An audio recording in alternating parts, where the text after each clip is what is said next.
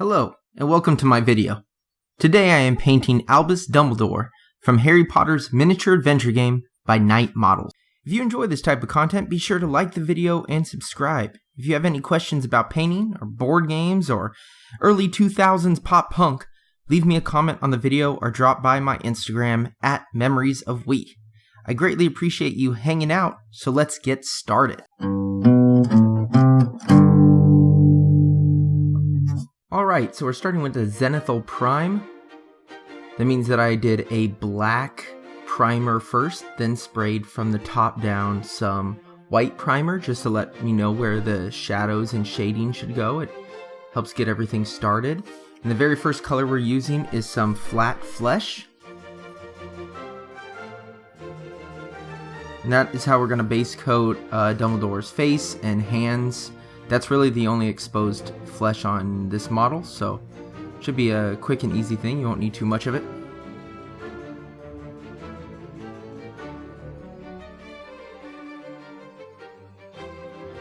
So then I'm using a flesh wash to darken down all of the skin that's showing here. So you don't want it to be on too thick. You want to make sure that you wipe away any of the really big blotches, but you do want it to pool a little bit, like next to his nose, in the palm of his hand, in his, like, the eye sockets, to make sure that those are the places that get the most amount of shade and shadow. Coming back with that flesh wash again, or sorry, the flat flesh again. We're doing just the highlight portion, so we're staying away from the edges where the hand meets the clothing, or where his face meets his beard. And now I've mixed a little bit of Ivory into that flat flesh. This is an off-white color, and that's lightening up the skin. And we're doing our basic highlighting, which means we're picking out areas where the light would be touching. I'm not doing anything underneath the hand. I'm doing the eyebrows, the cheekbones, his nose. And I don't want to go any farther on the skin yet, because we're going to have to do the beard, which means that we're going to have probably some touch-ups.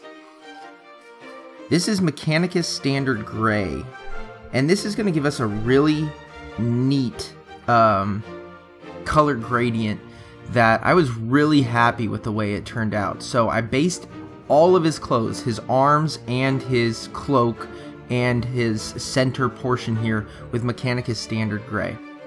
Then I'm coming back with, this is a dark violet color, and I forget the name of it. It's going to show up on the screen here if you want to know the actual color, but any sort of dark purple mixed with that Mechanicus Standard Gray to start painting in the actual color.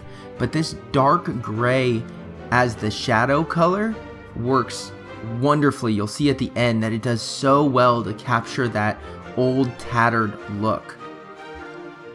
What I've done here is I started to use some wolf gray, which is a very light gray, and I'm adding that to the purple and Mechanicus mixture to start doing the highlights, picking out the raised portions, of course. And now we're going to do the exact same thing that we did for the purple, which is on the tops of his arms and the basically like his undergarment.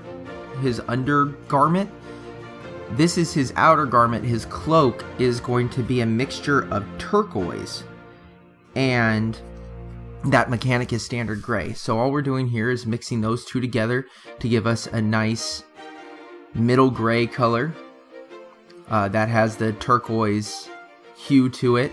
And then we're coming back with that wolf gray mixed into that mixture, and we're going to highlight up. Now, I'm not showing you every layer of highlighting that I'm doing. I will add a couple more after this one here, both to the purple and to the turquoise, just to make there be some good contrast between the bright spots and the not really dark spots, but kind of like the stuff that should be middle tone. This is flat brown, and that's because Dumbledore has a couple gold buttons on his chest, and we also want to start the background of his beard. And I'm calling it a background because it's not going to be a ton of it, but I'm just kind of pushing some flat brown deep inside his beard in just some random places. You see it's very random on his beard. Don't worry too much about that. Now we're coming back with some yellow, and it's very easy to do non-metallic metal when there are these little teeny tiny buttons, because all you have to do is do some brown and then do some yellow over that. So now we have Mechanicus Standard Gray again, and that Mechanicus is a very like steel colored gray. It's very like dark and drab, but it's not so dark that it gets into the black range. It's like when you think of dark gray, this is the color that you usually will think of, like just in your mind's eye. So it works really, really well. I base coated his beard on that, leaving just slight bits of that brown in there. Now I'm coming back with a wolf gray and Mechanicus mixture, about 50-50. We're starting to pick out highlights, not wanting to get too much in there. We want some of that darkness in there. Now we're doing wolf gray. This is straight wolf gray. And if you want, you can then start adding a little bit of white in there and start picking out some very bright highlights of white. Anything to sort of just give a lot of depth to the beard. You want it to be big and bushy. Now I've already base coated the brush in flat brown at the same time that I did the beard and the buttons. So now I did a ivory flat brown mixture just to sort of get the top of the wand and add some contrast to that. So this is going a little fast now. Mechanicus Standard Gray and Warg Flesh is what you're seeing on his hat there. So that's Mechanicus and Warg Flesh. Or Warg Green, sorry. And then I'm highlighting with pure Warg Green. You're not going to need a ton of highlights on his hat because it's such a small space. But don't forget that the top needs those highlights. So then on the top here, I'm using flat brown to base coat what's going to become yellow. I'm using this yellowish orange version of yellow here.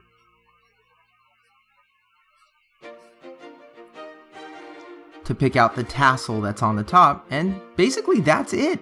I stuck him to the base, the same base that I've been doing, and you can see there that dark gray undertone for the colors just seems to work so well. And then I used just the Mechanicus Standard Gray for the rest of it. But thank you so much for watching. Don't forget to like, comment, and subscribe. I'll see you next time. Hey, thanks for watching my videos. I greatly appreciate it. If you want to see more, make sure you subscribe so that you'll be alerted every time I release a new one. If you want to see two that have already been produced and were hand-picked by these two crazy kids, then you can click on the links here on the screen now. Otherwise, thank you so much for sticking around, and I'll see you all next time.